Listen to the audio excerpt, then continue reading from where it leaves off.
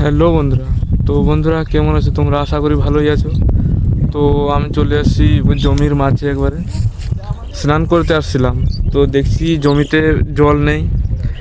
তো এগুলো এই জল ছাড়লাম, দেখতে পাচ্ছ পাইপে জল চলছে।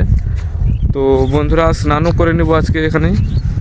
তো দেখতে পাচ্ছ জায়গাটা কত সুন্দর, পুরো ফাঁকা মাঠ, চাষ হবে, জল দিচ্ছি। তো বন্ধুরা কিছুদিন আমি ভিডিও দিয়েছিলাম না, মানে আপলোড করেছিলাম না, ঠিক আছে?